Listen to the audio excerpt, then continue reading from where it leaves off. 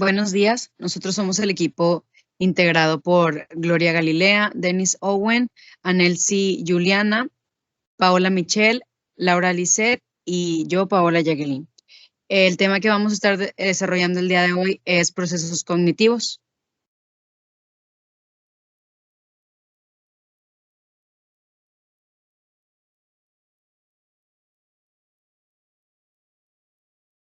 Los procesos cognitivos se definen como un proceso gradual y activo que depende de los factores maduracionales en el individuo, de sus interacciones con el medio ambiente y de las relaciones sociales a las que se expone. Las teorías cognitivas hacen referencia a que el ser humano es racional, activo, alerta y competente. Para estas teorías, el hombre no se limita a recibir información, sino además procesa, la modifica y es un activo constructor de su conocimiento.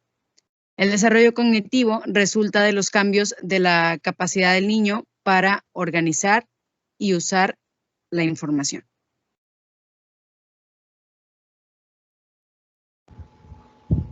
Percepción. El proceso básico en el desarrollo cognitivo es la percepción, entendida como la extracción de información del medio.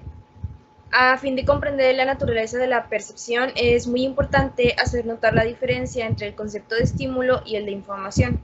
La diferencia entre estímulo e información es importante conocerla con el fin de comprender la naturaleza de la percepción. Y bueno, esta diferencia recae en la provocación de respuestas. Si está presente un estímulo con la capacidad de excitar a un receptor, pero no llega a ser percibido y provoca una respuesta, se convierte en información si se capta o almacena. Recordemos que el estímulo es cualquier cambio de energía capaz de excitar a un receptor. Un estímulo debe de tener la capacidad de provocar una respuesta.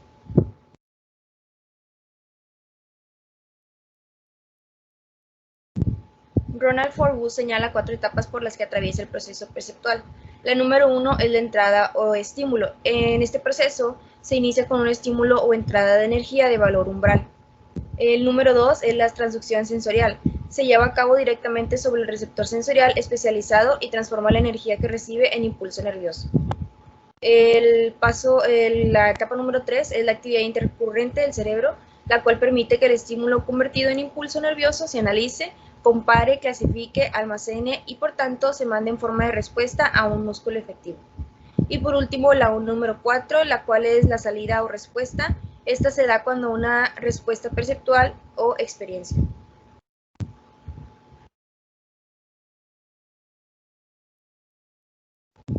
Y bueno, la percepción se ha dividido en dos procesos aparentemente separados. Es la sensación, esta se considera como el hecho de que un receptor sea estimulado, y en la percepción se da cuando al generarse la actividad intercurrente del cerebro, el organismo se da cuenta del estímulo, lo percibe y codifica. La principal diferencia radica en que la sensación puede concebirse como el primer encuentro de un organismo con un estímulo sensorial bruto, y en cambio la percepción es el proceso mediante el cual se interpreta, analiza e integra dicho estímulo con otra información sensorial.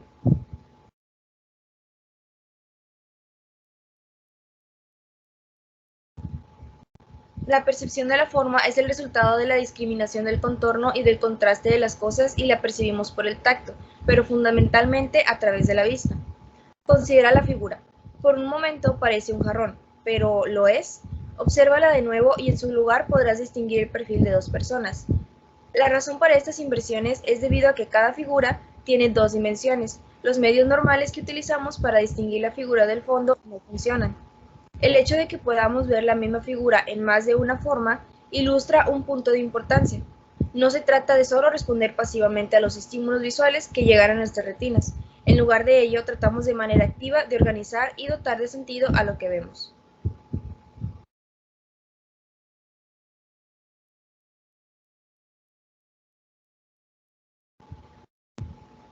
Y bueno, con la percepción del espacio, esta está dada por múltiples modalidades sensoriales. La vista, que es la más importante, la audición, que tiene mucho que hacer en cuanto a la localización y cálculo de distancia de los estímulos, y el tacto, tanto a través de las manos como de toda la piel.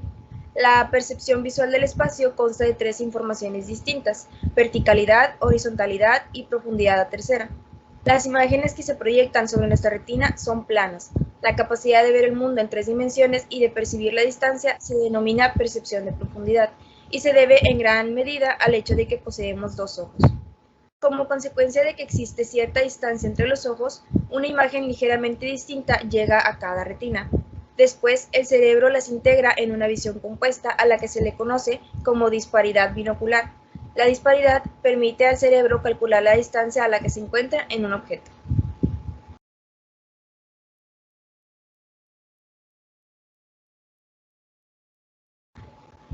La percepción del tiempo. En el organismo no existe receptor alguno especializado en registrar el paso del tiempo.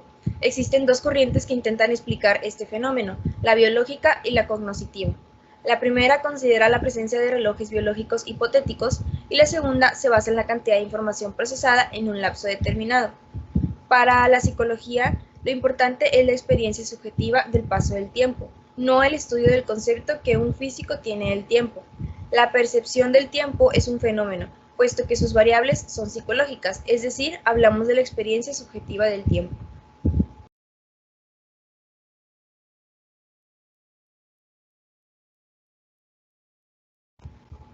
Después tenemos la percepción social. Es la más importante en el mundo que nos rodea, son las personas, tal vez con excepción de nosotros mismos. Ellas influyen fácilmente en nuestras alegrías y satisfacciones y también pueden causarnos tristeza y dolor. Y en consecuencia a todos nos interesa aprender acerca de los demás. Cuando conoces a una persona, entras en el proceso de percibirla, no solo como las ves como estímulo físico, sino que percibes su comportamiento, lo interpretas, le atribuyes causas y obtienes conclusiones de lo que ves. El proceso general de determinar las causas de la conducta, interpretarla y obtener conclusiones se llama atribución, y es la diferencia fundamental entre percibir objetos y personas. La percepción social es diferente a la de las personas u objetos en la interpretación que se da a los estímulos percibidos y está determinada por variables de tiempo y movimiento, los cuales son interpretados por el observador.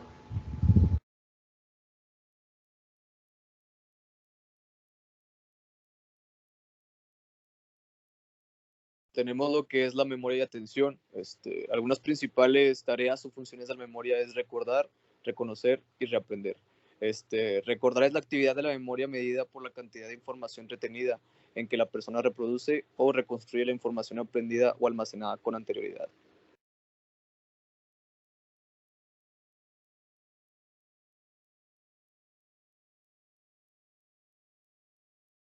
¿Me puedes dar a la siguiente, por favor? Ok. Tenemos que recordar es un proceso activo que requiere tiempo y concentración. Aun cuando uno tenga la confianza de que se acordará pronto y con facilidad, un ejemplo es el fenómeno denominado en la punta de la lengua. El reconocimiento es otra forma de las, el reconocimiento es otra de las formas de medir la memoria. Se trata de decidir si la información que se está percibiendo ya se tiene almacenado o no, como vuelvo a recalcar, lo de la punta de la lengua. Reaprender es también una buena medida de la memoria, porque aunque algo ya aprendido parezca olvidado por completo, reaprenderlo toma menos tiempo que adquirirlo por primera vez. La memoria a corto plazo es una memoria de trabajo y sirve por algunos minutos para manipular la información.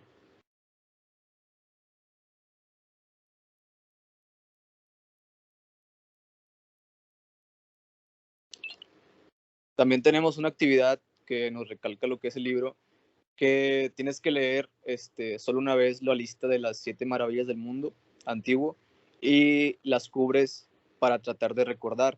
Entonces, mediante esta actividad se trasluce lo que es un efecto. Se conoce como efecto de primacia a lo que es recordar los primeros que se encuentran en la lista. O sea, si tú te acordaste primero de los de la lista, si te pregunto, entonces se conoce como efecto de primacia. También existe el efecto de recencia, que es cuando se recuerda mejor los últimos de la lista.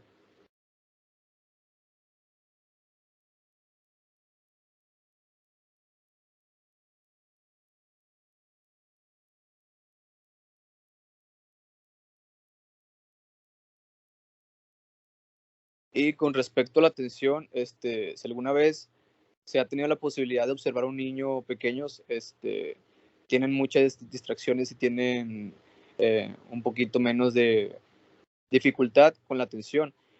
A medida que el niño va adquiriendo una capacidad de concentración cada vez mayor es cuando va creciendo. hasta los 7 años, aprende a desconectarse de las distracciones, como lo que es la música u otros estímulos de fondo. Algunos estímulos también pueden ser lo que es más allá sentimental, por lo que algunos estados emocionales dolorosos, inaceptables o prohibidos producen fallas de memoria. Es como un obstáculo a lo que es la atención de lo que se puede recordar en un niño. En un niño es más probable a que parezca de falta de atención o que no pueda poner la atención por estos estímulos.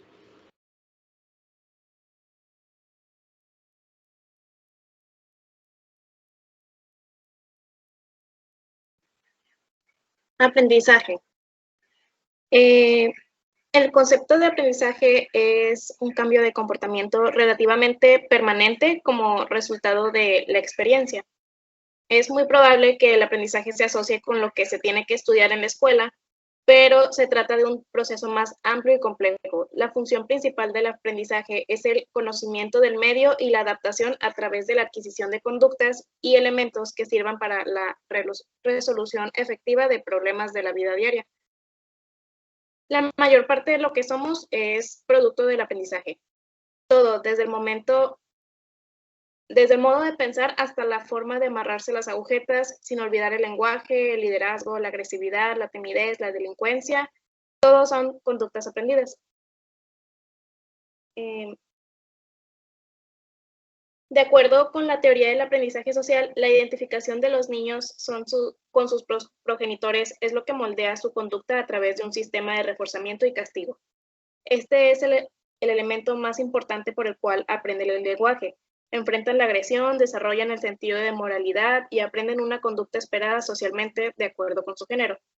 De acuerdo con Bandura de 1965, en la sociedad existen personas que se convierten en modelos y el aprendizaje tiene lugar de manera espontánea, sin esfuerzo deliberado, simplemente por la observación de la conducta del modelo y sus consecuencias. Por otra parte, el tipo de conducta que el niño imita depende de las clases de conducta que existen y que son valiosas en una cultura particular.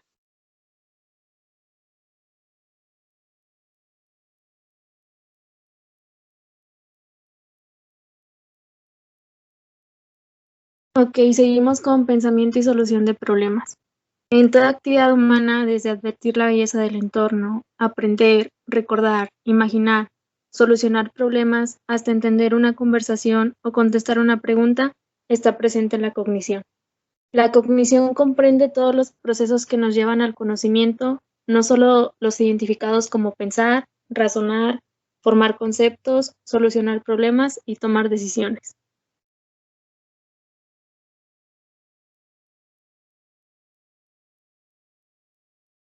Al parecer, nuestros pensamientos constan principalmente de 3 componentes básicos, que son conceptos, proposiciones e imágenes. Los conceptos son categorías mentales para objetos, hechos, experiencias o ideas similares en uno o más aspectos. Los conceptos desempeñan una función central en nuestra tarea de comprender el mundo que nos rodea y de presentarlos mentalmente. El pensamiento es un proceso pasivo. No es un proceso pasivo, sino que supone la manipulación activa de las representaciones mentales internas del mundo que nos rodea.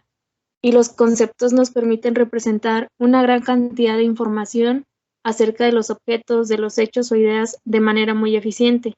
Con frecuencia supone relacionar un concepto con otro y gracias al lenguaje se forman preposiciones, enunciados que pueden plantearse como aservaciones separadas.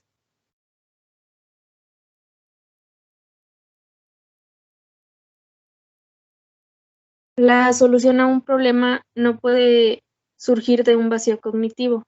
Depende en gran medida de la información de que disponemos, la información almacenada en la memoria a largo plazo. Entre mayor sea la información disponible, pues mayor será el número y el alcance de las soluciones potenciales que podemos generar.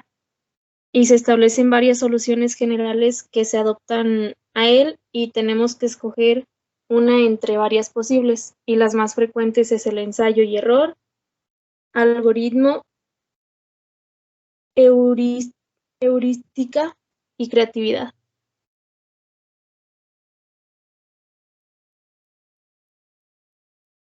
El ensayo y error es la posibilidad más sencilla, es en el tanteo, que es probar al azar una y otra vez una respuesta posible hasta encontrar la correcta. El algoritmo es cuando nos enfrentamos a una decisión, utilizamos atajos mentales conocidos como algoritmos. Esta es una regla que de seguirse garantiza la solución del problema. Heurística es una regla general o práctica que simplifica los problemas y nos guía hacia su solución, pero no la garantiza.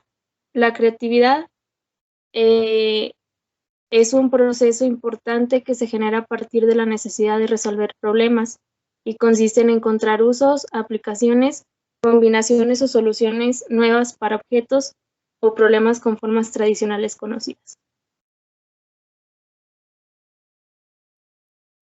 Y muchas de las soluciones creativas en la ciencia y las artes se dan en 4 etapas, que es la preparación. Esta es la creatividad que exige una preparación considerable y por lo general una persona que desarrolla una solución creativa para un problema ha pasado largas horas en resolverlo. Incubación, las soluciones creativas aparecen después de un largo periodo de incubación, un intervalo durante el cual el interesado deja de trabajar activamente en el problema y pasa a otros asuntos. Iluminación, y la creatividad incluye a menudo una repentina iluminación y algunas veces los individuos reportan que de pronto ven. En revisión, a menudo es precisa y hay que trabajar la idea y traducirla a una forma que pueda ponerse a prueba.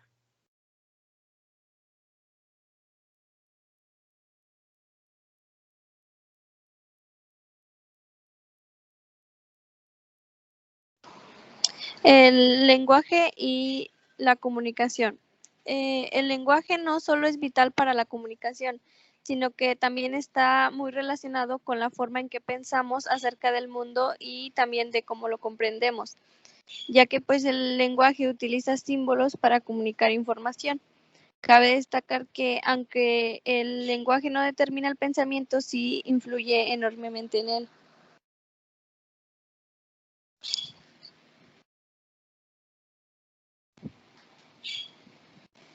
Y pues bueno, para que un conjunto de símbolos sea considerado como lenguaje, debe de cumplir otros criterios.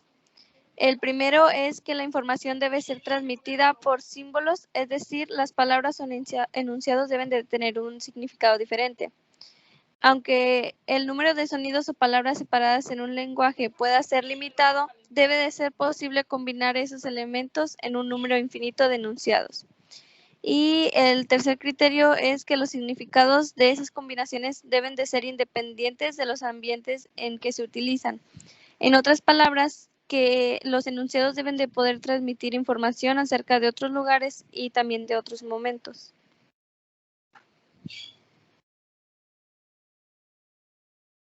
Y pues bueno, les voy a hablar también acerca de la motivación y la emoción.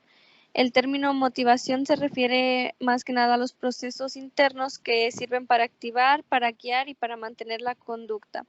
La respuesta a las acciones que la gente realiza, incluso las más riesgosas, está en la motivación. La motivación es la fuerza que dirige el comportamiento humano. Por otra parte, la emoción dirige el comportamiento humano con los sentimientos que experimentamos a lo largo de nuestra vida y se refiere prácticamente a nuestras experiencias internas en un momento determinado. Las emociones no solo pueden motivar nuestro comportamiento, sino que también pueden reflejar un papel preponderante en nuestra vida.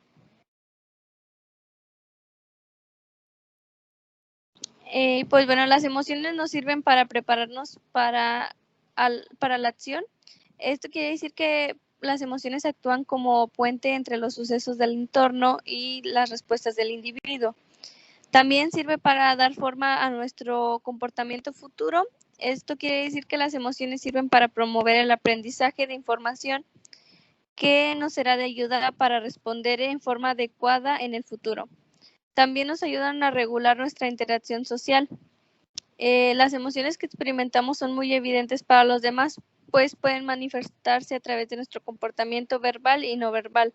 Esto funciona como señal para los observadores y les permite comprender lo que estamos experimentando y también así predecir nuestro comportamiento futuro. Y pues esto sería todo de nuestra parte.